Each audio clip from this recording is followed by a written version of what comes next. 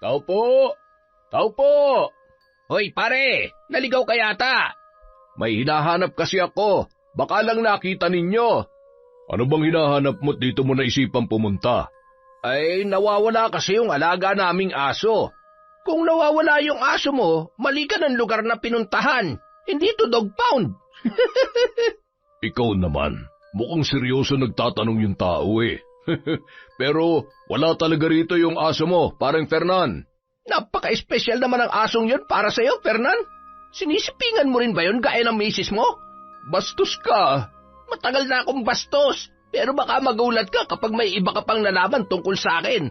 O baka mas tamang sabihin tungkol sa ginagawa namin. Bakit? Ano ginawa nyo, ha? May kinalaman ba kayo sa pagkawala ng aso namin? Paano kung iiyak ka ba't magluluksa? Putya pare, aso lang yun. Asong kalye. Papalitan ko na lang ng pag-aalaga ng aso sa palengke para hindi sumama ang loob mo. Kung ganun, inaamin mo nga na may kinalaman kayo sa pagkawala ni Maldito? Aba, ayos ah. May pangalan pa yung aso. Mukhang mahal na mahal nyo nga talaga yung asong yun ah. Pero sayang, hindi na yun makakakahol sa mga tiyan namin eh. Akalain mo yun, Mulong. Masarap pala ang asong alagang-alaga ng amo. Manamis-namis yung karne. Parang gusto ko pa ngang umulit eh. Balikan kaya natin yung isa pa nilang alaga. O mas maganda kung pati yung dalaga ni Fernan ay matikman din natin. Mga hayop kayo! Taon 2011, Cotabato. Nung dalaga pa lamang si Kamya ay isa siya sa mga ligawin sa kanilang lugar. Maganda, matangkad at bumagay rin sa kanya ang pagkamorena ng kanyang balat. Ngunit sa likod ng kagandahang yun, nagkukubli ang taglay niyang karunungan sa paggamit ng itim na kapangyarihan. Kung tutuusin, kaya niyang paibigin ang sinumang lalaki na kanyang matitipuhan, gamit ang kanyang kaalaman sa panggagayuma. Marami namang nanliligaw sa kanya, ngunit isa sa mga yun ay wala siyang natitipuhan.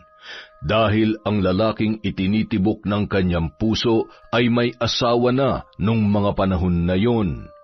Walang iba kundi si Fernan. Pangingisda ang hanap buhay ng lalaki dahil ang pamilya niya ay nagmamay-ari ng isang malaking fishing boat. Ginamitan siya ng gayuma ni Kamya kaya nagkaroon sila ng lihim na relasyon. Hanggang sa nagdalang tao na ang babae. Dahil wala pa ring alam ang asawa ni Fernan tungkol sa kanilang relasyon, naging isang malaking problema sa lalaki ang pagbubuntis ni Kamya. Ngunit handa raw yun na akuin ang bata bilang anak, kaya lamang hindi pa rin sila maaaring magsama. Hanggang sa magdesisyon si Fernan na sila ay maghiwalay, oras na maipanganak niya ang batang nasa kanyang sinapupunan. Hindi siya pumayag dahil mahal na mahal niya ang lalaki. Ngunit wala na siyang nagawa pa dahil buo na ang desisyon noon. Mas malaki raw ang magiging problema nila kapag ipinilit pa niya na sila ay magsama. Nang maipanganak ni Kamya si Talia, saka pa lamang ipinagtapat ni Fernan sa asawang si Stella ang tungkol sa bata. Kaya naman, nang malaman noon na siya ang kabit ng asawa ay kaagad siyang sinugod nito. Hindi niya napaghandaan ang pagdating ng babae. Nang araw na yon, abala siya sa pagluluto ng hapunan. Nasa kwarto ang kanyang anak at mahimbing pang natutulog sa duyan, kaya nagkaroon siya ng oras na makapagluto. Ngunit ilang sandali lamang ay biglang bumukas ang pinto at mula roon pumasok ang galit na asawa ng nakabuntis sa kanya. Kamya, magpakita ka sa akin, malandi ka! Stella, teka, anong ginagawa mo rito? Bakit bigla-bigla ka na lang pumapasok ng walang pahintulot? Pahintulot? Siraulo ka pala eh. Bakit ikaw? Humingi ka ba ng pahintulot sa akin nung tikman mo ang asawa ko? Hindi ka pa nakontento? Nagpabuntis ka pang hayop ka? Wala akong alam sa sinasabi mo. Umalis ka na bago pa tayo magkasakitan dito. Tanga! Hindi ako aalis dito hanggat hindi kita nasasaktan. Mga agaw ka! Itong bagay sa'yo, kakalbuhin kitang hayop ka! Bitawan mo ako, ano ba? hindi kita bibitawan hanggat hindi ko nauubos yung buhok mo! Sa tindi ng galit ni Stella, nadampot noon ang kutsilyong ginagamit ni Kamya sa paghahanda ng lulutuin. Walang pag-aalinlangang sinugatan ng babae ang kanyang muka. Naramdaman na lamang niya ang pagdaloy ng dugo mula sa kanyang pisngi.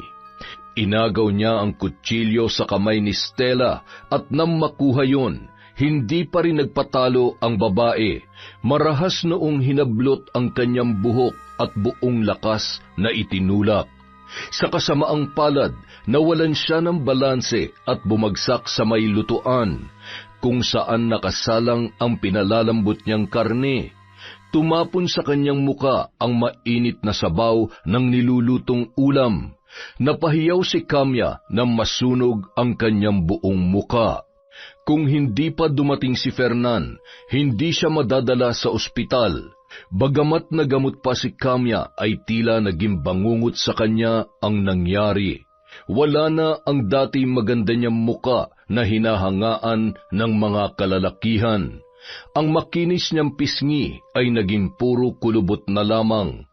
Umabot yon hanggang sa kanyang leeg at kaliwang balikat. Halos hindi na siya makilala sa bago niyang itsura. Dahil sa nangyari sa kanya, ay kinausap na lamang niya si Fernan para sa isang malaking desisyon.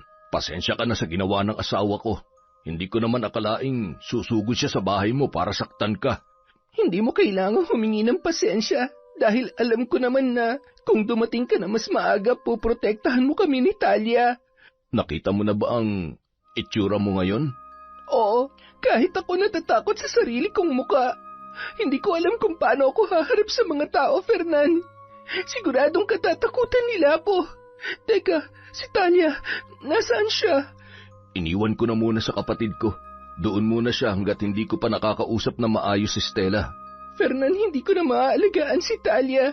Hindi ko alam kung paano ko siya palalakayin sa poder ko dahil siguradong mahihirapan lang siya.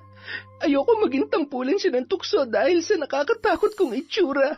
Gusto ko magkaroon ng normal na buhay ang anak natin. Ano ba ang plano mo? Gusto ko munang umuwi sa amin sa probinsya. Makikituloy muna ako sa lola ko. Pwede bang ikaw na muna ang bahala kay Talia? Alam kong mas mapapabuti siya kung nasa iyo siya, Fernan.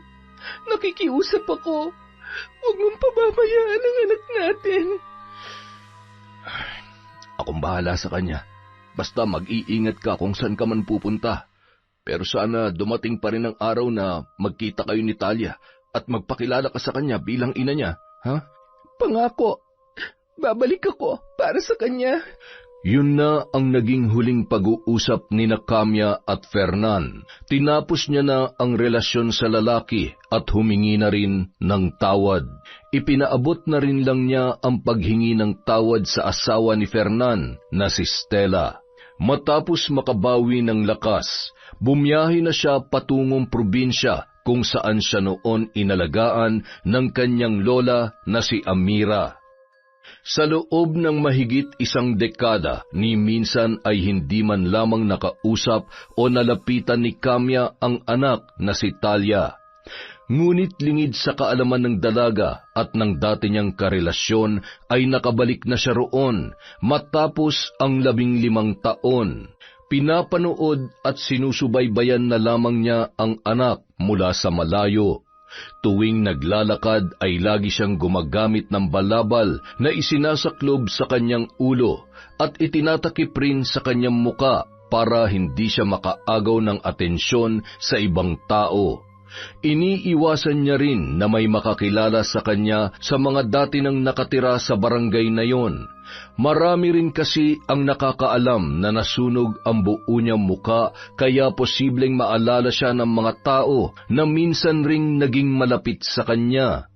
Gamit ang perang naipon at ibinigay ng yumaong lola, bumili siya ng bahay at lupa sa lugar na yon.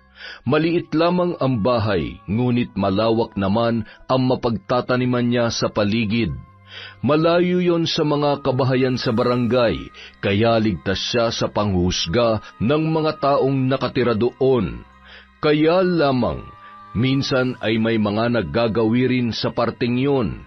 Ngunit tuwing may nakakakita sa kanya ay kaagad siyang tumatakbo papalayo na animoy nakakita ng nakakakilabot na nilalang. Nang umagang yun, nagplano siyang pumunta sa bayan para mamalengke ng kanyang mga kakailanganin. Gaya ng nakasanayan, gumamit siya ng itim na balabal na pangkubli sa kanyang ulo at buong muka. Tanging mga mata niya lamang ang nakalabas.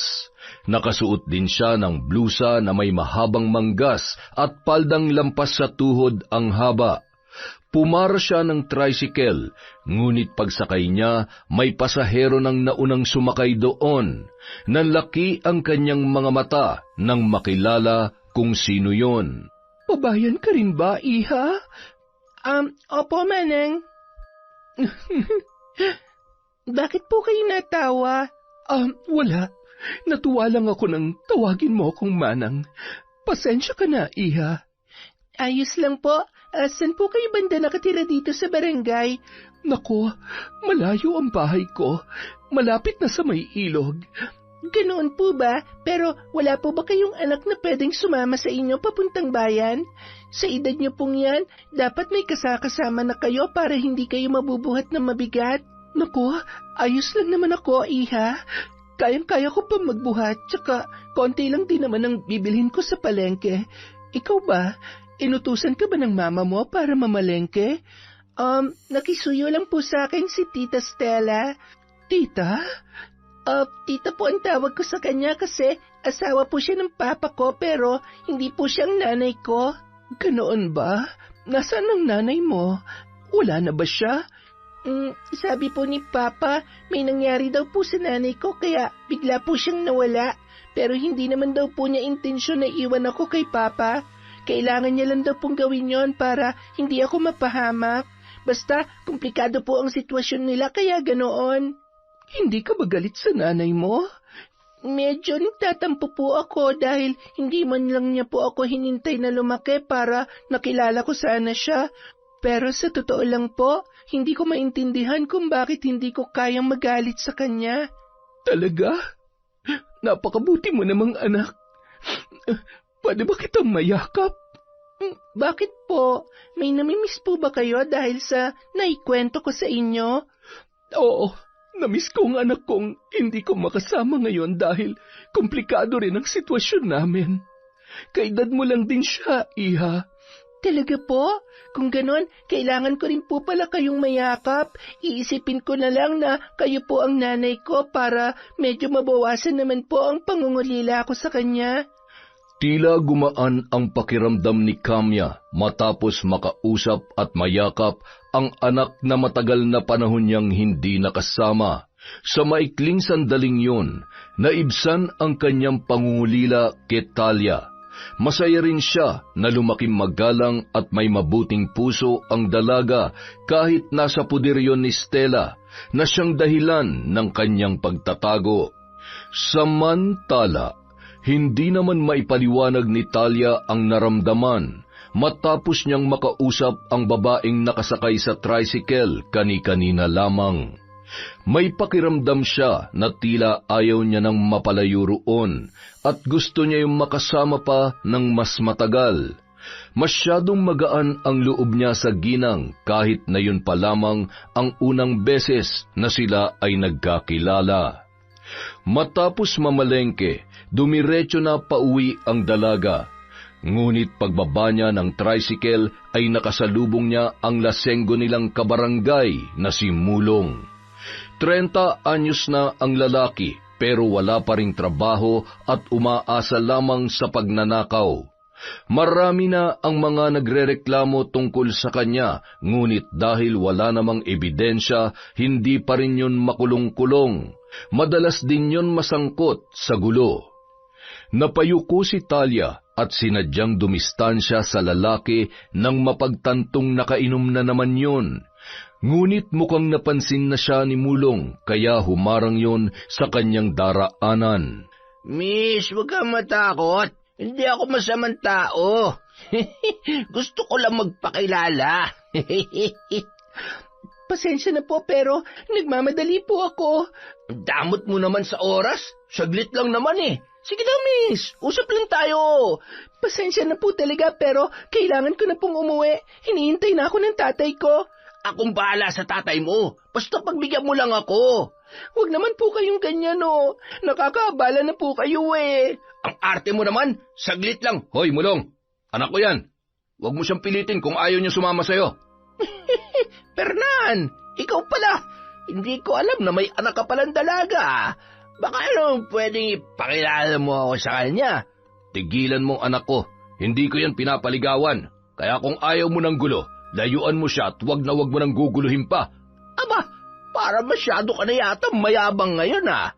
Pero sige, kung yan ang gusto mo, sa'yo na yung anak mo, iuwi mo na. Pero ito lang masasabi ko, Premper na, hindi lang ako nagkaka-interes sa kanya. Kaya kung ako sa'yo, iingatan ko ang ganyang kagandang anak. Natakot si Talia sa sinabing yun ni Mulong, kaya agad siyang sumama sa kanyang ama papauwi. Mabuti na lamang, nakauwi na yon mula sa pinuntahan kaya naabutan siya sa daan. Kung nagkataon, hindi niya alam kung paano tatakasan si Mulong. Kung ano kasi ang magustuhan ng lalaki ay hindi nun titigilan hanggat hindi niya nakukuha. Mag-iingat ka sa lalaking yon. Hanggat kaya mo siyang iwasan, gawin mo anak. Hindi sa lahat ng pagkakataon ay mababantayan kita. Palagi lang po siyang pakalat-kalat sa kalye, kaya parang napaka-imposible po na maiwasan ko siya. Ganito na lang, kapag malayo ka pa lang at nakita mo na siya, huminto ka muna sa maraming tao o kahit saan basta may ibang tao. Huwag na huwag mong hahayaan na mag-cruise ulit ang landas nyo ng kayong dalawa lamang. Wala talaga akong tiwala dun sa basagulerong yun eh. Opo, gagawin ko po lahat ng bilin ninyo. Promise po yan. Akin na yung dala mo. Ako na magbibitbit. Ay, siya nga pala pa. May kukwento nga po pala ako sa inyo. May babae po kasi akong nakasakay kanina. May takip po ng balabal ang ulo niya kaya hindi ko gaanong nakita ang mukha niya pero nagkakwentuhan po kami. Nakakatuwa nga po kasi ang gaan-gaan po ng loob ko sa kanya. Talaga? Naitanong mo man lang ba kung anong pangalan niya? Hindi nga po pero taga rito lang din po siya sa barangay natin. Malayo raw ang bahay niya kasi dun pa raw po siya sa may papuntang ilog nakatira. Ganun ba? Sayang naman at hindi mo man lamang nalaman ang pangalan niya. Pero kung taga rito lang siya, malaki ang posibilidad na magkita pa ulit kayong dalawa. Ngunit mula nung araw na yon, hindi na muli pang nagkita sina Kamya at Talia. Bagamat nangungulila para sa kanyang anak, batid niyang hindi makakabuti ang pagiging malapit nila sa isa't isa. Nang hapong yon, abala si Kamya sa pagwawalis ng mga tuyong dahon sa kanilang bakuran. Sa pagkakataong yon, hindi na siya nagtakip pa ng muka dahil wala namang ibang tao roon. Ilang sandali pa, nagulat na lamang si Kamya nang tumama ang isang may kalakihang bato sa kanyang braso.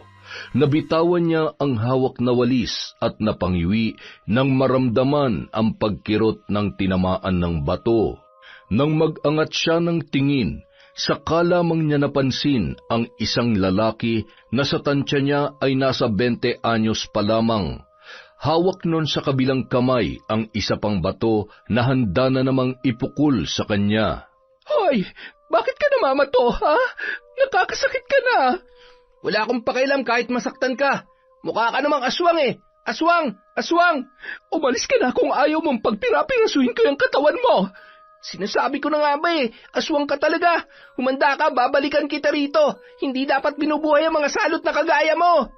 Nang makaalis ang lalaki, napangisi na lamang si Kamya. Itinigil niya ang pagwawalis at ginamot ang kanyang sugat. Gustuhin man niyang turuan ng leksyon ang dayong gumawa noon, ay mas pinili na lamang niya na magpasensya. Ngunit makalipas lamang ang ilang araw, hindi inaasahan ng babae na babalik pa ang dayong yon. Pinasok ng lalaki ang bahay niya at tinangay ang nakatabi niyang pera, pati ang ilan sa kanyang mga alahas. Sinubukan niyang labanan ang lalaki, ngunit sadyang mas malakas yon kesa sa kanya. Nakatakas at iniwan siya na sugatan at nanghihina dahil sa pambubugbog ng naturang lalaki. Kinuha mo na ang lahat pero hindi ka pa rin nakontento. Hindi ko na to palalampasin. Nang tumira si Kamya sa kanyang lola, bago yun pumanaw, mayroon yung iniwan at itinuro sa kanya. Bukod sa pagpapaanak, ay tinuruan din siya sa paggamit ng itim na kapangyarihan. Walang ibang nakakaalam ng tungkol doon kundi silang dalawa lamang. Dahil wala nang ibang mapagpapasahan ng itim na libro at ng karunungang taglay ni Amira. Ilang sandali pa, kinuha niya ang mga gamit na nakasuksok sa ilalim ng kanyang kama. Puro alikabok na ang mga yun dahil matagal-tagal din niyang hindi nagamit. Tiningnan niya ang orasan at maya-maya napasulyap siya sa labas ng bahay. Tamang-tama lamang dahil malapit na ang pagdilim ng buong paligid. Sinimulan niya sa pagsindi ng mga kandila. Kinuha niya ang may kalakihang itim na plato at saka iginuhit doon ang isang simbolo gamit ang kanyang daliri na pinatakan ng langis na may orasyon. Maya-maya pa, lumabas ang usok mula sa nabuong simbolo. Binuksan niya ang itim na libro at nakapikit na dinama ang mga letra na nakasulat doon. Hindi niya na yon kailangan pang tingnan dahil nung inaaral pa lamang niya ang mga salita na nakasaad sa libro, ay nakabisa niya na ang lahat ng yon. Samantala, nang araw ding yon ay abala sa pagpapalakad ng aso ang mag-amang sina Fernan at Talia. Hawak ng dalaga ang tali ng paborito niyang aso na si Maldito.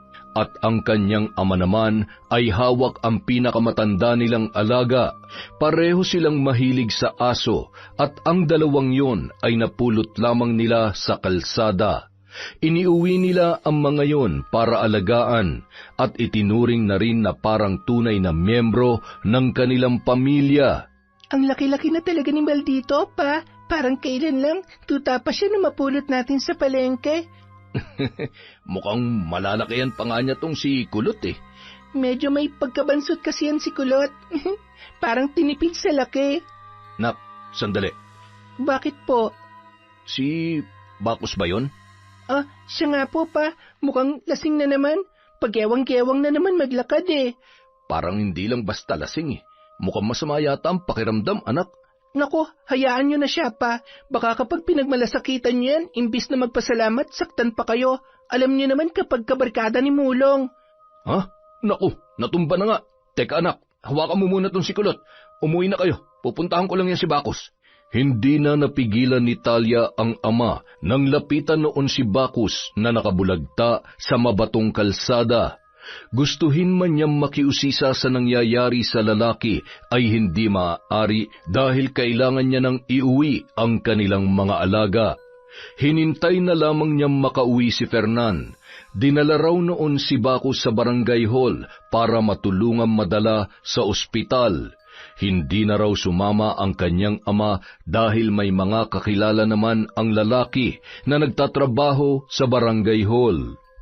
Nakarating naman sa magkapatid na Mulong at Mio ang nangyari sa malapit nilang kaibigan na si Bacchus. Nang malamang nasa ospital yun ay kaagad nilang pinuntahan. Ngunit nang abutan nila ang kaibigan doon ay hindi na yon makausap. Puno ng bukol ang katawan ni Bacchus. Namumutla rin yon at nanunuyo ang balat na medyo nagkakaamoy na ng mga sandaling yon. Bakit kaya nagkaganyan si Bacchus?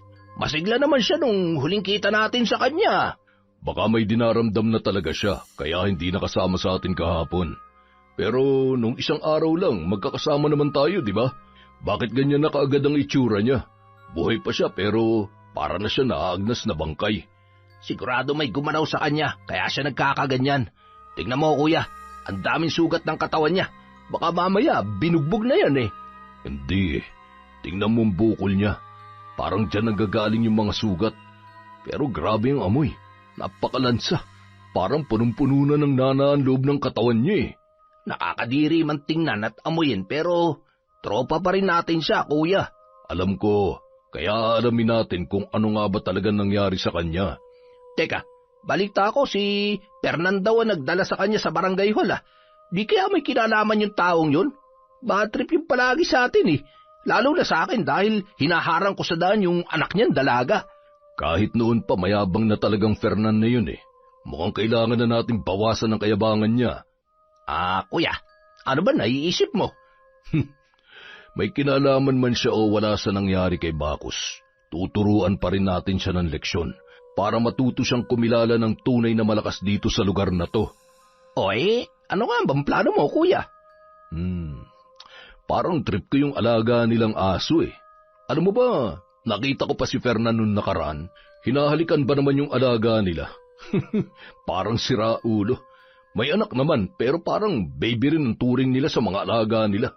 Alam mo kung ano ibig sabihin nun? Ganun nila kamahal ang kanilang mga alaga. Isipin mo, ano kaya magiging reaksyon niya kapag binawasan natin ng isa? Gusto ko yan naiisip mo, kuya. Sakto, wala pa tayong pulutan bukas. Mataba yung alaga nilang aso kaya sobra pa sa pulutan yun. Pang ilang araw din nating uulamin yun. Kailan ba natin gagawin yan, kuya? Mamayang gabi kapag mahimbing na ang tulog nila. Teka, paano kung mag-ingay yung mga yun at magising si Fernan? Siguradong yari tayo nun. Madali lang ang solusyon dyan. May pampatulog ako sa bahay. Hindi ka naman masyadong handa sa mga pinaplano mo, kuya, no? Teka, saan naman galing yun? Siyempre, may mga kakilala ako. Ginagamit din namin yun sa mga asong bantay sa mga ninanakawan namin. Ayos ka talaga, kuya. Ako pa ba? Nasa dugo natin ang pagiging matinik sa pagnanakaw. Kung yung malalaking tindahan nga napapasok ko nang hindi ako nahuhuli, yung pakayang aso na nasa labas na ng bahay. Basic lang yan. Nang gabing yon, hindi na nagsayang pa ng oras sinamulong. Pinuntahan nila ang bahay ni Fernan para nakawin ang isa sa mga alaga noong aso. Matagumpay naman nila yun nakuha, ngunit imbis na patulugin lamang ang isa pang alaga ng lalaki ay nilason na lamang nila yon. Pinili nila ang asong si Maldito na mas malusog at mas maganda ang pangangatawan. Pagkarating sa kanilang bahay, agad na nagpakulo ng tubig si Mulong para katayin ang ninakaw na aso. Pinukpok naman yun ni Mio sa ulo para matuluyan ng bawian ng buhay. Ipinatong noon ang katawan sa ibabaw ng lamesang kawayan saka sinimulang tanggalan ng balahibo. Kahindik-hindik ang ginawa nila sa inosenteng alaga ni Talia noong gabing yon. Matapos isalang sa kawa ang mga tinadtad na karne, ang ilang bahagi ng katawan ng aso ay itinapon na lang nila sa likod bahay. Sa isip-isip ni Mio, wala namang makakakilala sa kinatay nilang aso kung ibabase lang sa kulay ng balahibo dahil pangkaraniwang asong kalye lamang ang kanilang ninakaw. Tingnan ko lang kung hindi mabaliw ang Fernan na yun sa ginawa natin. Pati na rin ang maarte niyang anak. Wisit talaga yung Talia na yun. Kada mo kung sino, masyadong suplada. Hayaan mo na yun. Marami pa namang ibang babae dyan. Sabihin mo lang sa akin kung sino, ako mismo magdadala sa'yo. Nako, wag na kuya. Baka pag-initan na naman tayo ng mga bida-bida rito. Pero ya mo, kapag gigil na talaga ako at hindi ko na kayang pigilan, sasabihan naman kita. Basta yung pang-inom natin sagot mo palagi yan. Akong bahala dyan, kuya. Samantala, pagkagising pa lamang ni Talia ay ang aso na kaagad ang kanyang hinanap. Pero paglabas niya ng bahay, bigla siyang kinabahan nang makitang tali na lamang ang naiwan doon. Nalibot na niya ang buong bakuran pero hindi pa rin niya mahanap ang kanyang alaga. Sinubukan na rin niyang maglakad-lakad sa labas dahil baka nakawala lamang yun. Ngunit nang hindi pa rin niya makita si Maldito, ay bumalik na siya sa kanilang bahay. Bagamat nahihiyang abalahin sa ginagawa si Stella, naglakas loob na lamang siya na tanungin ang babae. Tita, pasensya na po sa abala. Itatanong ko lang po sana kung pinakawalan niyo po si Maldito. Ha? Ay, naku, hindi. Maraming asong pag-alagala at hindi natin alam kung may sakit ang mga yon, kaya hindi ko pinakakawalan si Maldito. Wala po kasi siya sa pinagtatalian ko sa kanya eh. Tingnan mo na lang muna dyan sa labas, baka nakawala. Si Kulot naman po nananamlay, para pong may sakit. Ay, ako na bahala kay Kulot. Hanapin mo na muna si Maldito at baka makalayo pa yon. Delikado pa naman dito, baka matsyempohan pa ng mga lasenggo at gawing pulutan. Kapag nawala talaga si Maldito, iisa lang ang pwedeng kumuha sa kanya, si Mulong. Anak, alam naman nating lahat na lasenggo ang isang yon at patay gutom sa pulutan kaya kung ano-ano na lang ang kinakatay. Pero hindi pa naman tayo nakakasiguro kung nasaan na ba talaga si Maldito. Kung may kumuha man sa kanya, hindi rin tayo pwedeng basta-basta na lang mambibintang. Kilala mo naman si Mulong. Kapag nalaman nila na pinagbintangan mo sila, baka sugurin tayo rito at saktan. Sige po, Tita. Maglalakad-lakad na lang po muna ako para maghanap. Kapag dumating po si Papa, pakisabi na lang po na hinahanap ko si Maldito. O siya, sige, mag-iingat ka. Umiwas ka sa mga tambay, ha? Opo, Tita. Nung unang araw na dinala ni Fernan si Talia sa bahay para ipaalam kay Stella na anak yon ng kanyang asawa sa kabit na si Kamya, ay halos hindi niya matingnan ang bata.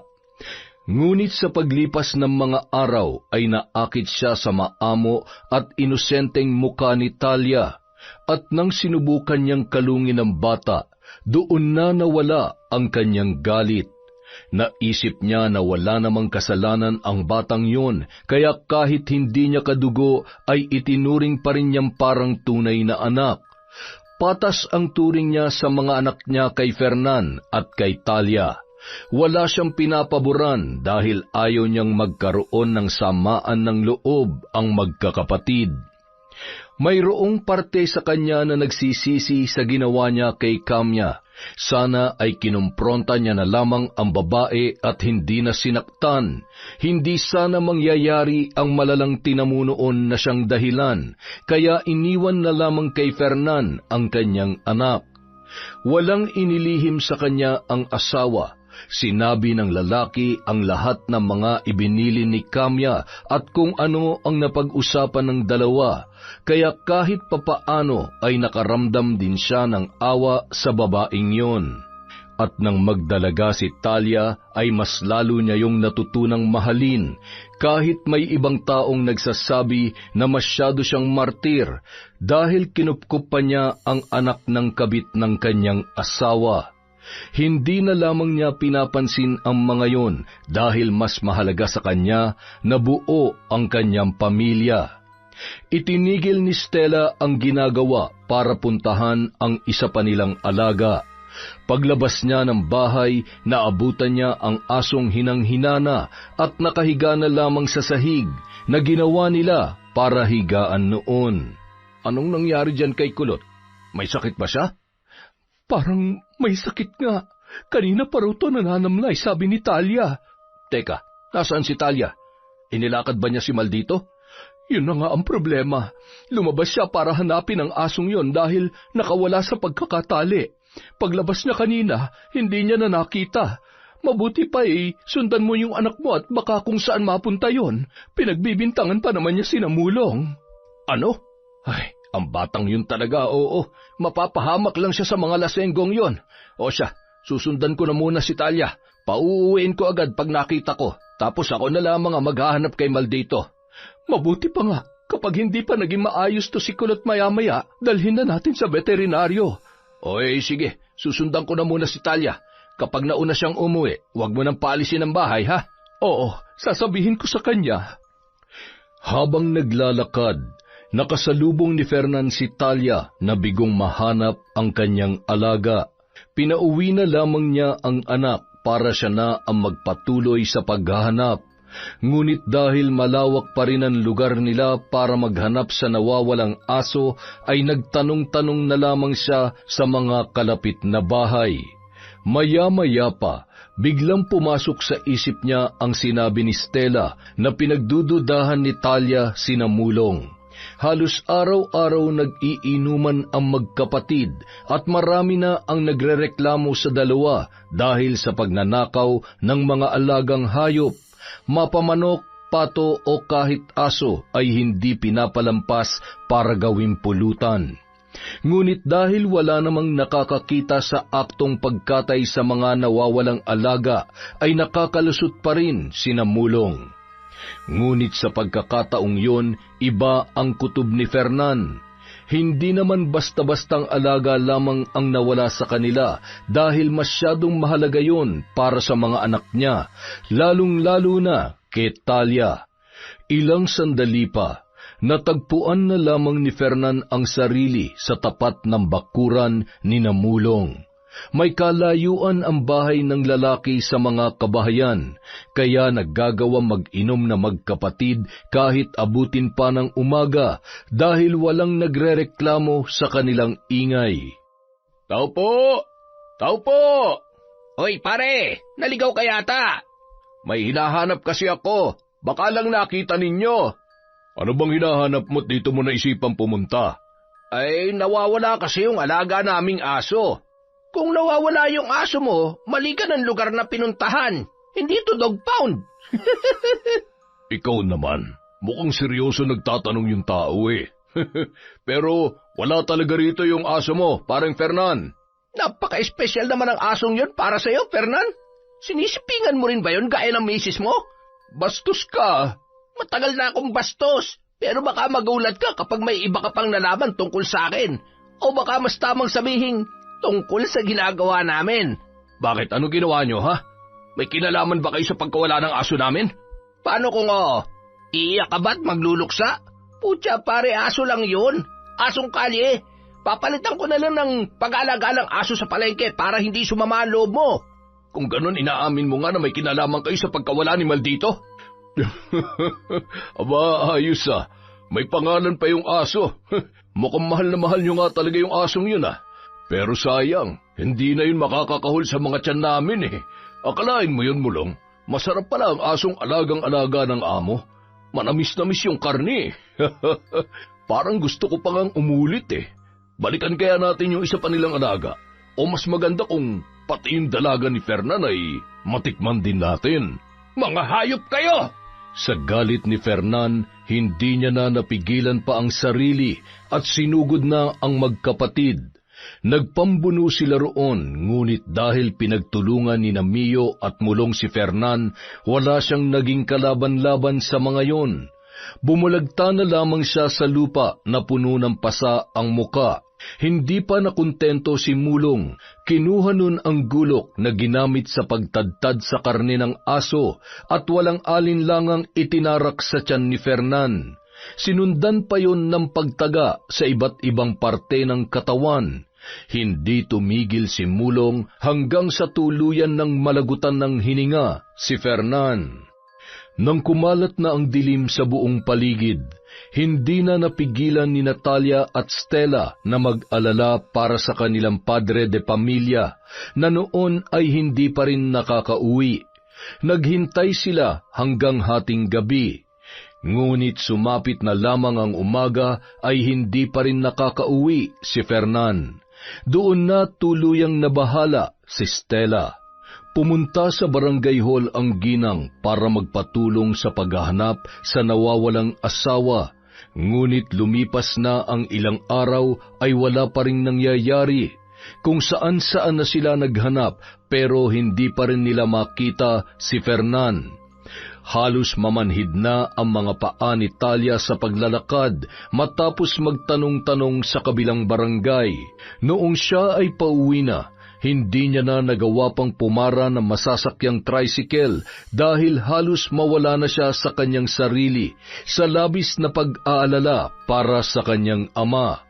Dumagdag pa ang pagluluksa niya sa alaga nilang aso na namatay matapos ang ilang araw na hindi pagkain at pagsusuka. Hinala nila ay nilason yon ng araw na nakawin ang aso niyang si Maldito. Sa pagkatulala, hindi niya na nakilala ang babaeng nakasalubong nung mga sandaling yon. Naku, pasensya na po kayo. Hindi po kasi ako nakatingin sa dinaraanan ko. Ayos lang, Iha. Nakayuko na kasi ako mula nung matanaw ko may makakasalubong ako. Kaya lang, hindi ko napansin na malapit ka na pala. Pasensya ka na rin. Teka, parang pamilyar po kayo sa akin. Tama, kayo nga po yung nakasakay ko sa tricycle. Ang tagal ko po kayong hindi nakita. Naaalala mo pa pala ko. Pero matanong ko lang, bakit naglalakad ka rito na mag-isa? Walang kabahay-bahay rito, Iha. Delikado para sa dalagang katulad mo. May hinahanap po kasi ako. Ilang araw nang nawawala ang tatay ko. Una, yung alaga ko pong aso, tapos nung tumulong na si Papa sa paghahanap, siya naman po yung nawala. Sobrang nag-aalala na po ako sa kanya, kaya tulala na lamang po ako kanina. Ilang araw na nga bang nawawala ang tatay mo? Mag-iisang linggo na po eh. Sigurado ba kayo na wala siyang ibang pinuntahan? Opo, saka uuwi naman siya pagkatapos niya maghanap. Nakasalubong ko nga lang po siya habang naghahanap ako eh. Nung pinauwi niya ako, siya na lang daw mag-isa maghahanap. Sana pala sinamahan ko na lamang siya. Miss na miss ko na po si Papa. Ay, teka, mukhang pagod ka na sa kakalakad. Namumula na rin ang mga paa mo. Mabuti pa'y sumama ka na muna sa bahay ko. Malapit lamang yun dito. Gagamutin ko yung mga paa mo, tsaka mas mabuting kumain ka na muna. Hindi maunawaan ni Talia kung bakit naramdaman na naman niya ang kakaibang gaan ng kalooban sa babaeng yun. Bagamat di pa niya lubusang kilala, ay sumama na siya sa ginang na may kalayuan din sa may kalsada ang bahay. Kayo lang po bang mag-isa nakatira dito sa bahay ninyo? Oo. Kung kasama niyo lang po sana yung anak niyo, hindi na po kayo mag-iisa dito.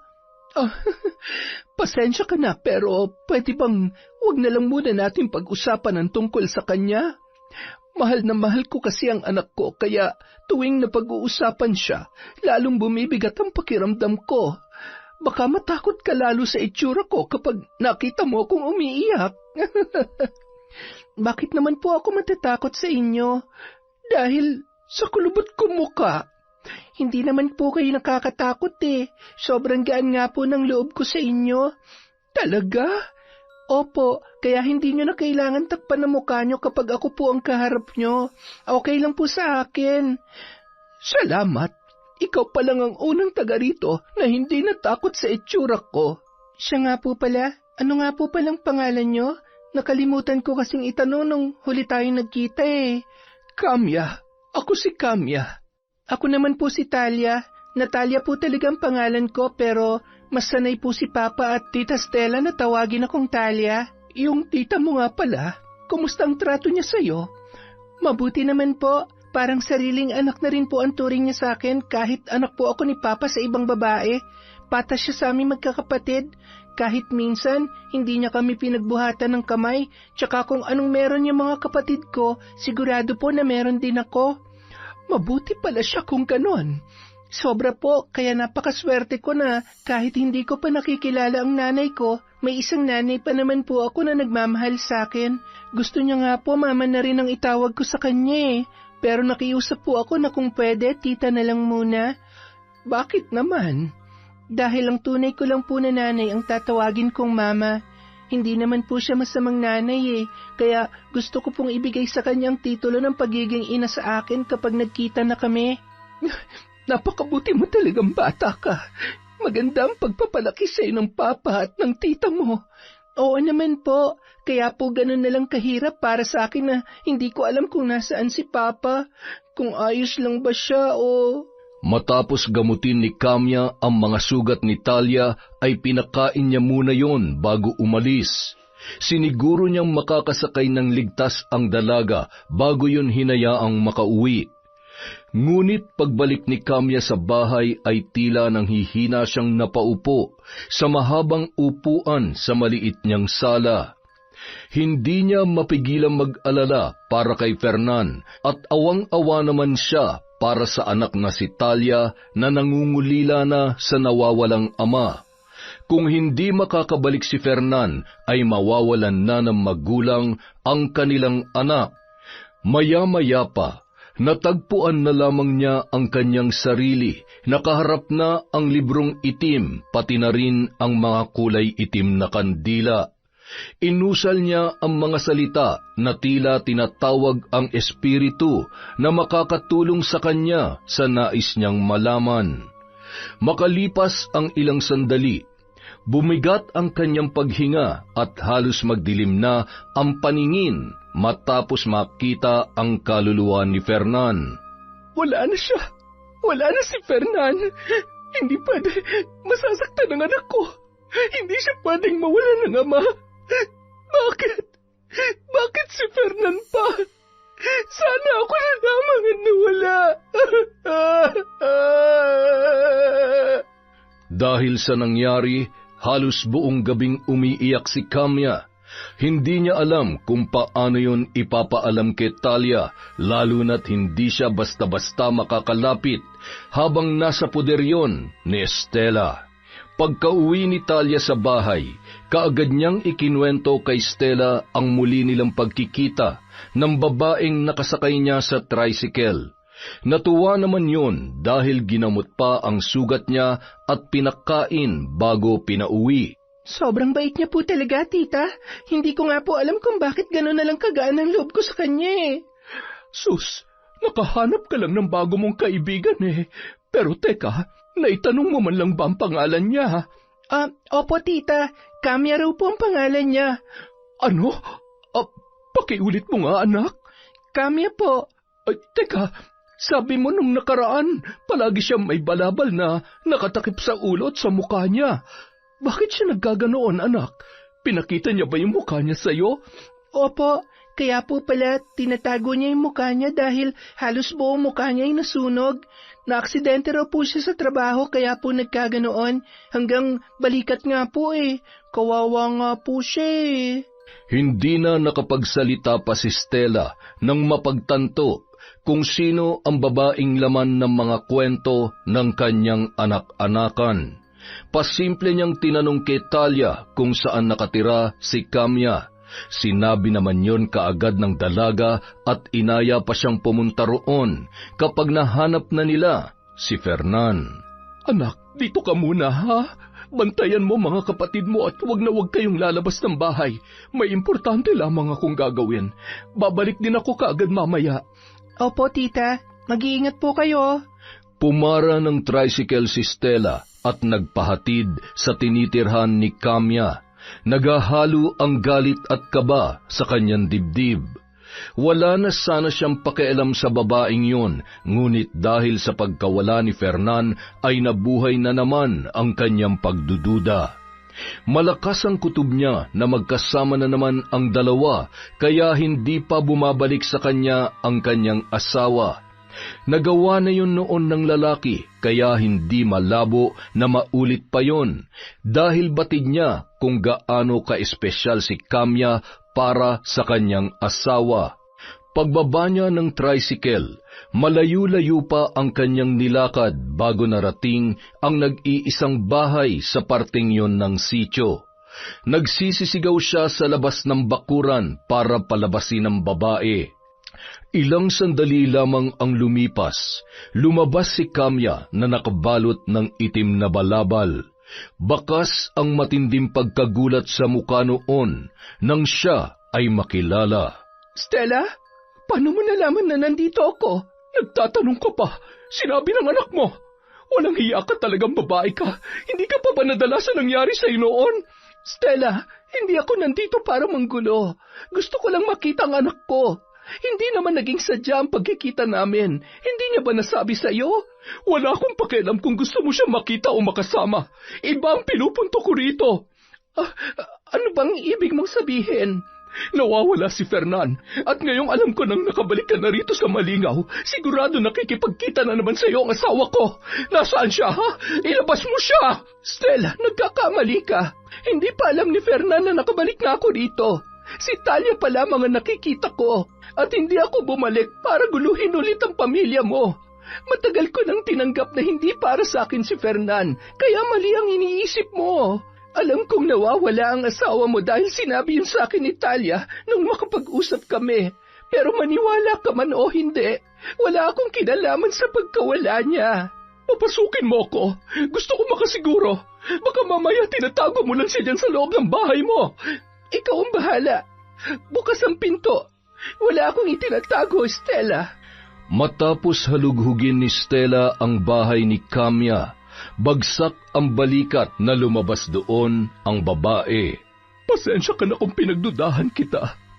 Alalang-alala na kasi ako sa asawa ko at parang mababaliw na ako ngayong wala pa rin akong alam kung ano na ba nangyari sa kanya. Stella, wala akong kinalaman sa pagkawala niya, pero may kailangan kang malaman.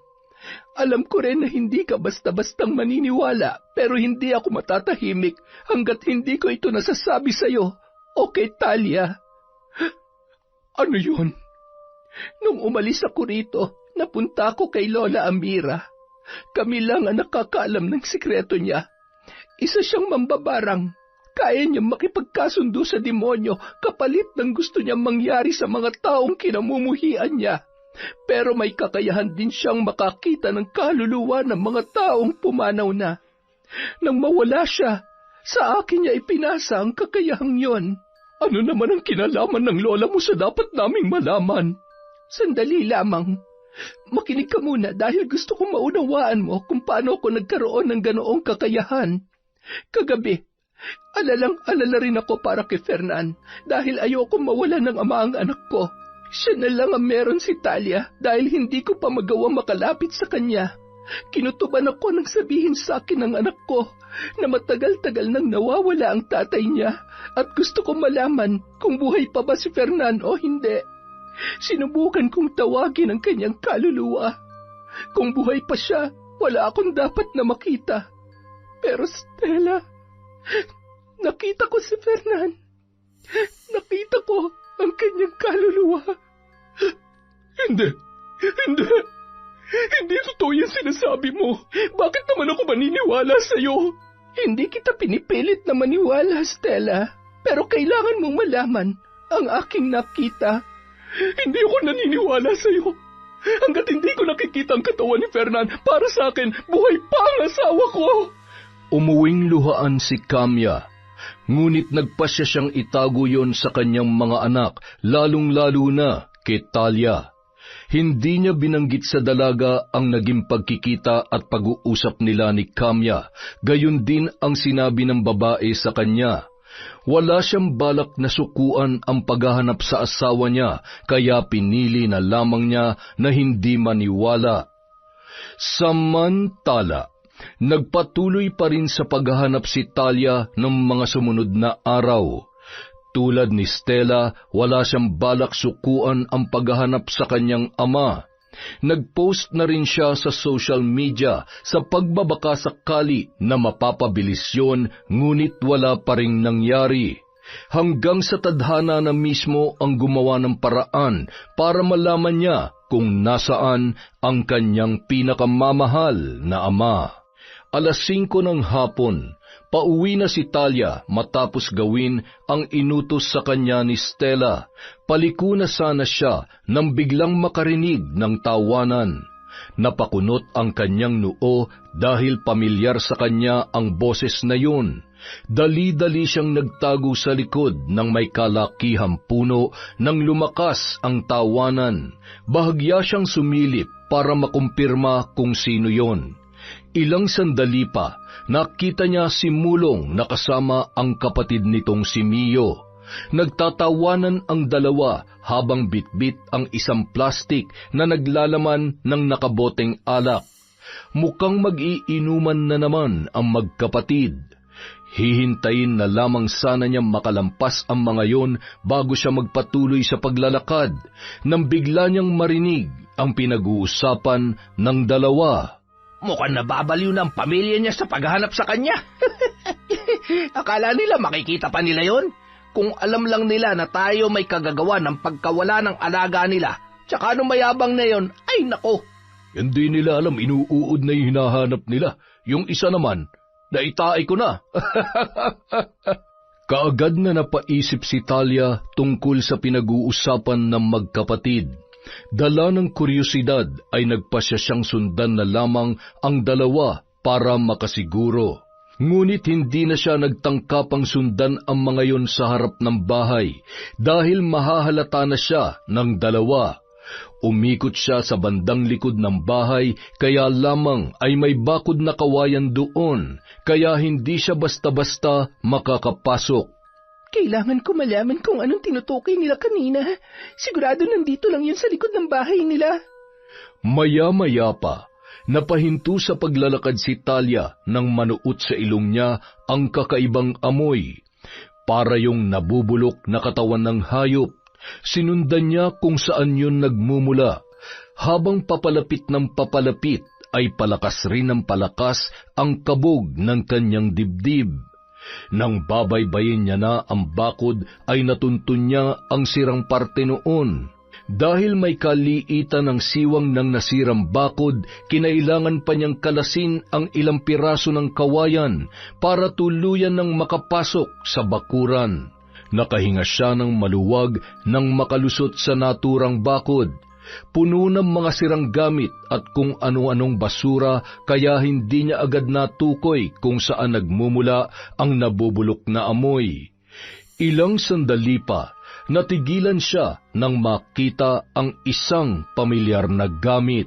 Teka, pitaka to ni Papa. Lalong lumakas ang pagkabog ng kanyang dibdib nang mapagtanto na sa ama niya nga ang wallet na yon. Nanginginig niya yung binuksan. Wala nang ibang laman ng pitaka maliban sa lisensya at ilang mga resibo.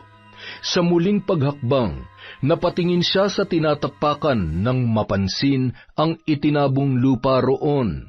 Nagpalinga-linga siya sa paligid para maghanap ng gagamiting panghukay, hanggang sa mahagip ng kanyang paningin ang isang pala. Dali-dali niyang hinukay ang parteng tinabunan ng lupa para malaman niya kung ano ang naroon. Pero sa isip-isip niya, lihim siyang nananalangin na sana'y mali ang kanyang kutob. Makalipas ang ilang sandali, unti-unting tumambad sa kanya ang pamilyar na kulay ng damit.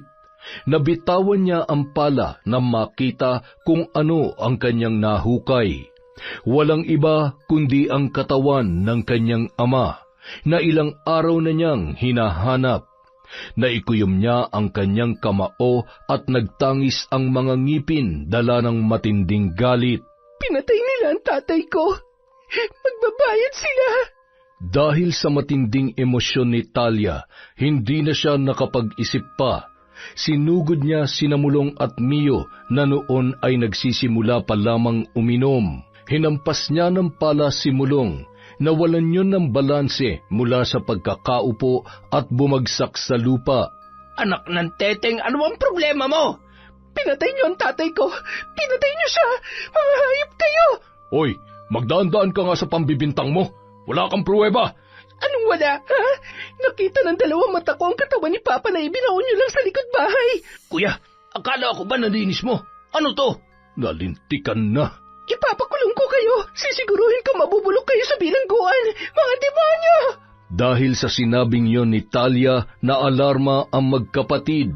Nang makita nilang paalis na ang dalaga, ay mabilis yung hinablot ni Mio sa braso. Saan ka pupunta, ha? Akala mo ba makakaalis ka pa dito? Walang makukulong sa amin, tanga! Isiksik mo yun sa kokote mo! Kuya, wag mo naman masyadong sindakin. Sayang ang ganda niya, no? Oo nga, no? Ito na palang pagkakataong hinihintay mo, tol. Palay na mismo lumapit sa manok. Bitiwan mo ako! Ano pa? Ngayon pa? Miss, alam mo naman ang ginawa mo, hindi ba? Pumasok ka ng walang pahintulot. Kung akong tatay mo, didisiplinahin kita. Kaso wala na siya eh. Inuuod na. Sana pala nagtanim ako kahit kamatis lang. Sigurado ako natataba yun. Hayop ka! Mga demonyo kayo! Shhh! Huwag ka nang magalit, my loves. Huwag ka mag-alala. Hindi mo ako tatay. Pero didisiplinahin kita sa paraan na alam ko at gusto ko. Napasigaw at pumalag si Talia mula sa pagkakahawak ni Mio, ngunit wala na siyang nagawa nang busalan na noon ang kanyang bibig. Ibinagsak siya ng lalaki sa kama. Nagtawanan ang magkapatid nang maluha siya sa takot. Sa pagkakataong yun, pinagsisihan niya na nagpadala siya sa kanyang emosyon. Nang hubaran siya ni Mulong, tuluyan na siyang nawalan ng pag-asa. Wala na siyang kawala sa magkapatid. Sa tindi ng takot na nararamdaman, nawalan ng ulirat si Talia habang pinagsasamantalahan ng magkapatid na sina Mio at Mulong. Matapos makaraos, saka lamang sila bumalik sa kanilang bisyo. Dahil sa pagdiriwang, nawala na sa isip ng dalawa ang dalagang iniwan nila sa silid na wala pa ring malay ng mga sandaling yun. Makalipas ang ilang oras, nagising na si Talia. Nagnilid ang mga luha niya nang mapagtanto na hindi pa nagginip ang pangyayaring yun. Dama niya ang pananakit ng kanyang katawan dahil sa ginawa ng magkapatid. Bagamat nang hihina ay pinilit niyang tumayo para kunin ang mga damit na punit-punit na dahil sa karahasan ng dalawang lalaki na bumaboy sa kanya. Bawat galaw ay napapangiwi siya dahil sa sakit na nararamdaman. Mabuti na lamang, lasing na ang mga yon, kaya nakahanap siya ng pagkakataon para tumakas sa kanilang lugar. Ngunit nang akmang lulusot na siya sa dinaanang siwang sa bakod, nahablot ni Mio ang kanyang buhok. "Saan ka pupunta, ha? Hindi pa kami tapos sa'yo." Pakawalan mo ako! Hayop ka! Buong lakas na sinipa ng dalaga ang lasing na lalaki. Nang mabitawan noon ang kanyang braso, ay dali-dali na siyang lumusot sa bakod. Kahit paika-ika, sinikap niyang makatakbo para makalayo doon. Saka pa lamang siya nabuhayan nang makarating sa mga kabahayan. Pagpasok niya sa kanilang bakuran, doon lamang siya nakahinga ng maluwag. Napaluhod siya habang humahagulhol. Naghalo na ang pawis at luha habang nakasubsob ang muka sa lupa. Dali-dali namang lumabas ng bahay si Stella nang marinig ang kanyang pag-iyak. "Diyos ko, Talia, ano nangyari sa'yo? Bakit ganyan ang itsura mo?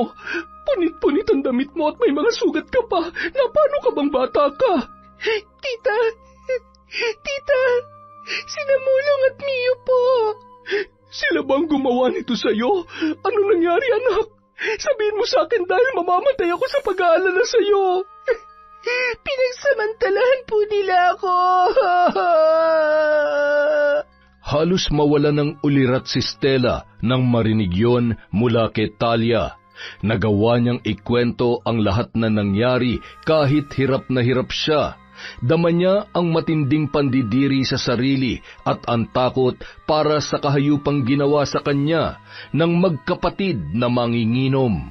Galit na galit naman si Stella sa nangyari at sa nalaman tungkol sa kinahinatnan ni Fernan. Nang gabi ring yun, nagtungo sila sa barangay hall para i-report ang nangyari. At pagkuway sinamahan sila sa istasyon ng mga pulis para sa pagdakip kina Mulong at Mio sa panggagahasa kay Talia at sa pagpatay kay Fernan. Sa kasamaang palad, nagawa ng makatakas na magkapatid matapos ipaalam ni Mio ang pagkabigong pigilan sa pagtakas si Talia. Hinalughog nila ang bahay ng dalawa. Nakita roon ang ilan sa mga gamit ni Fernan, kabilang na ang relo at singsing na suot nung araw na mawala yon. Nahanap na rin ang katawan ng lalaki sa likod mismo ng bahay kung saan yon huling nakita ni Talia. Nagluksa ang buong pamilya sa pagkawala ni Fernan. Naging abala sila sa ilang araw na burol hanggang sa pagpapalibing sa labi ng lalaki. Matapos yun, pinauwi na muna ni Stella ang kapatid na nasa ibang probinsya para magkaroon sila ng kasama sa bahay. Kaya lamang, maramot pa rin sa kanila ang hustisya dahil hindi pa rin nahuhuli ang magkapatid. Ngunit may ibang paraan na naisip si Stella para makuha ang hustisya para sa asawa at sa anak-anakan niya na parehong naging biktima ng magkapatid na Mio at Mulong. Stella, anong nangyari? Kamya, kailangan ko ang tulong mo. Kailangan ka ng anak mo. Ito na ang tamang panahon para magpakaina ka sa kanya. Bakit? May nangyari ba sa anak ko? Oo, pinagsamantalaan si Talia. At hanggang ngayon, hindi pa rin nahuhuli ang mga hayop na yon. Binaboy nila ang anak natin, Kamya. Mga hayop sila. Sinong gumawa nun kay Talia? Sina Mulong at Mio. Pero nagtatago na sila ngayon, kaya hindi sila mahanap ng mga pulis. Kamya, naniniwala na ako sa iyo. Tama ka na wala na nga ang asawa ko. Pinatay si Fernan ng mga hayop na yon. Hindi pa sila nakontento, dinamay pa nila si Talia. Pagbabayaran nila ang ginawa nila sa anak ko. Hindi ko palalampasin ang kahayupan nila. Hindi na sila dapat pang mabuhay sa mundong ito. Alam kong may kakayahan ka na parusahan sila. Pakiusap, gawin mo yon para kina Talia at Fernan. Alam kong kahit hindi mo aminin, may pagmamahal ka pa rin sa asawa ko. Pero hindi itong panahon para pagselosan kita. Wala na si Fernan at kailangan ka ni Talia. Kamya, ipapakilala na kita sa kanya bilang nanay niya. Kailangan na niyang malaman ng totoo. Hindi na sila nag-aksaya pa ng panahon. Gulat na gulat si Talia nang dalhin ni Stella sa bahay si Kamya. Ngunit ang mas ikinagulat ng dalaga ay nang ipakilala yon ng inainahan niya bilang kanyang tunay na ina. Ipinaliwanag sa kanya ng dalawa kung bakit kinakailangang lumayo sa kanya ni Kamya. Dahil hindi naman siya nagtanim ng galit para roon, ay tinanggap niya yon ng buong puso. Napuno ng emosyon ang bahay na yon dahil sa pagpasok ni Kamya sa buhay ng pinakamamahal niyang anak. Pasensya ka na talaga, anak, kung ngayon lamang ako nagpakilala sa iyo. Pero ilang taon na akong nandito. Ilang taon na kitang sinusubaybayan. Nandun ako ng graduation mo, pati recognition. Kaya lang, hindi naman kita pwedeng lapitan dahil baka pagtawanan ka ng mga kaklase mo. Hindi ka nila pagtatawanan, ma. Kung nakilala lang sana kita na mas maaga, ipagmamalaki kita sa kanila. Kapag nangyari yon, hindi ka na nila magagawang pagtawanan. Salamat, anak, dahil hindi ka nagtanim ng galit sa akin, kahit na napakalaki ng pagkukulang ko sa'yo. Huwag mo na pong isipin yon, ma. Ang mahalaga, nandito ka na at nakilala na kita bilang mama ko. Siya nga po pala, kukunin niyo na po ba ako kay Tita Stella? Hindi, anak. Alam kong masaya ka at mas maayos ang buhay mo kapag nasa poder ka niya. Pero sisiguruhin ko na lagi tayong magkakasama. Susuportahan kita at hindi na ako mawawala pa ulit, anak ko. Salamat po, ma. Kahit hindi naging madali ang pinagdaanan ko at hanggang ngayon, naiiyak at natatakot pa rin ako kapag naaalala kong ginawa sa akin ng mga demonyong yon.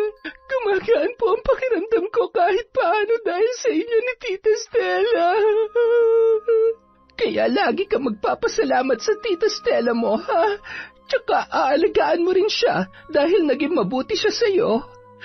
Buti nga po nagkaayos na kayong dalawa eh. Pero sana hindi na lang nangyari ang away niyo noon para hindi kayo nagkaganyan. Wala na tayong magagawa, anak, dahil nangyari na yon. Tsaka napatawad ko na si Stella sa kanyang ginawa. Napatawad na rin niya ako. Pareho lang kaming nagkamali noon. Mas malala nga lang ang sakin, pero ang mahalaga, ginawa ko pa rin ang tama. Kaya pasensya ka na kung nangulila ka sa isang ina dahil sa desisyon kong yon. Ma, hindi niyo na po kailangang humingi ng pasensya dahil naiintindihan ko po kayo. Masaya na po ako ngayon na palagi na tayo magkakasama. Ngayon ko lang po naiintindihan kung bakit gano'n na lang kagaan ang loob ko sa inyo. Yun pala, kayo po pala ang tunay kong ina. At naramdaman ko rin yun sa'yo. Kung pwede nga lang na hindi na kita pauwiin nung araw na yon, ginawa ko na. Pero ayoko nang dagdagan pa ang hirap na pinagdadaanan ng Tita Stella mo. Ano nga po palang plano niyo ni Tita? Narinig ko po kasi kayo kanina na may pinaplano kayo para maparusahan sina Mulong at Mio. Huwag mo nang isipin yon, anak. Kami na lang ang bahala doon. Ang gusto namin ay maging payapa ng isip mo. Basta, isipin mo lang palagi na mahal ka namin. Ang swerte mo nga kasi dalawa kaming mama mo. Pero sana, wala kang maging paborito kasi magsiselos talaga ako. Pareho ko na lamang po kayong paborito. Pwede po ba yun? Oh. Pwede, anak. Ikaw talaga, Talia, oo. Nakuha mo pa magpatawa. Matapos maayos ang relasyon sa anak, sinimulan na ni Kamya ang pagpapahirap sa magkapatid na pumatay kay Fernan at gumahasa kay Talia. Wala siyang sinayang na sandali. Binuksan niya ang isang maliit na kahon na nababalot ng itim na tela. Mula roon inilabas niya ang mga ipis at uod na tila wala ng buhay. Isa lamang ang kailangan niya sa mga yun. Sinimulan na ng mambabarang ang sagradong ritual. Sa pagkakataong yun, mas taimtim at mas malalim ang galit sa puso niya habang binibigkas ang mga salitang magsasalin ng sumpa sa mga taong nais niyang parusahan. Makalipas ang ilang sandali, ang kanina'y nag-iisang ipis at uod lamang ay unti-unti nang dumarami, hanggang sa mabuo roon ang imahe ng isang nilalang. Panginoon ko, bigyan mo ako ng sapat na lakas at kapangyarihan upang iparanas ang pinakamasakit na kamatayan para sa mga taong aking kinasusuklaman. Isinusumpa ko ang kanilang buhay. Nang mga panahong yun, dumayo na sa kabilang bayan sina Mulong at Mio, kung saan nakatira ang isa sa kanilang mga kaibigan. Imbis na matakot at mag-alala na baka may makakita sa kanila, malaya silang nagpagala-gala sa bagong lugar na kanilang pineperwisyo. Mula nang dumating sila roon ay sunod-sunod na ang mga kaso ng nakawan. Ilang beses na rin silang nasangkot sa mga away, ngunit dahil kamag-anak ng opisyal ng barangay ang kanilang kaibigan, palagi silang pinagbibigyan. Nang hapong yun, nakapwesto na naman ang magkapatid sa harap ng isang tindahan. Nasa harapan nila ang ilang bote ng alak na inutang pa nila roon, pati na rin ang chichiriyang pulutan. Hindi ka pa ba nagsasawa sa lasa ng chichiriyang to? Nakakaumay na Kailan ba tayo makakapagsisigulit? Siyempre, kapag nakapagnakaw ka na ng pupulutanin natin, kuya. May alam ako, pero ikaw na ang bahalang dumiskarte. Sus, baka mamaya aso na naman yan, ha? Alam mo naman ang inabot natin nung huling beses tayong namulutan ng karning aso. Ikaw napakahina talaga ng loob mo. Hindi na mauulit yon, basta gagalingan mo lang. Para sampay ang talent mo sa pagnanakaw, kuya. Yan, diyan ka magaling sa pang-uuto. Pero sige, hahanap ako. Mga iyo, pasensya na sa abala. Gusto ko lang sanang ibigay itong sobra sa niluto kong ulam. Mas masarap itong pulutan kesa dyan sa mga chichirya ninyo. Akalain mo nga naman, grasya na mismo lumalapit. Uy, Manang, salamat sa ulitin. Mukhang masarap yan Abay, masarap talaga. Napangisi na lamang noon si Kamya matapos matagumpay na maibigay ang hinanda niyang putahe. Walang kaalam-alam ang lasinggerong magkapatid na yun na ang huling inom nila ng alak at yun na rin ang huling beses na makakatikim sila ng masarap na pulutan. Pagpatak ng 10:00 ng gabi, Sinabihan na sinamulong ng may-ari ng tindahan na kailangan na nilang magsara. Pinapauwi na ang dalawa, ngunit hindi pa rin natinag ang mga yon. Ilang sandali pa, bigla na lamang naisuka ni Mio ang tinunggang alak. Si Mulong naman ay namimilipit na habang sapo ang kanyang tiyan. Sunod-sunod ang naging pagduwal ng magkapatid. Dahil sa sama ng pakiramdam ay napilitan na silang umalis sa harap ng tindahan. Pinilit nila maglakad kahit paggewang-gewang sa kalsada hanggang sa pareho na silang nabuwal. Suka pa rin ng suka ang dalawa nung mga oras na yun. Nang sulyapan ni Mio ang kasama ay tila biglang nawala ang kanyang kalasingan. Ha? Mulong, may lumalabas sa bibig mo. Napasigaw ang magkapatid nang gumapang sa buong katawan nila ang mga uod at ipis na mula sa bibig ni Mulong. Pinagkakagat ng mga ipis ang kanilang buong katawan. Walang pinalampas ang mga yon. Ang mga uod walang kahirap-hirap na pumasok sa kanilang ilong, tainga maging sa kanilang mga mata. Unti-unting dumilim ang paningin ng magkapatid at halos gumapang na lamang sa kanilang dinaraanan. Dahil masyadong madilim sa parting yon ng lugar at nasakto pang huminto sila sa may palikong daan, hindi sila napansin ng driver ng dump truck. Blind spot ang parting yon. Huli na para magpreno ang driver na nagmamaneho ng truck na puno ng mga tipak-tipak na bato na hinakot mula sa gumuhong parte ng bundok na naroroon.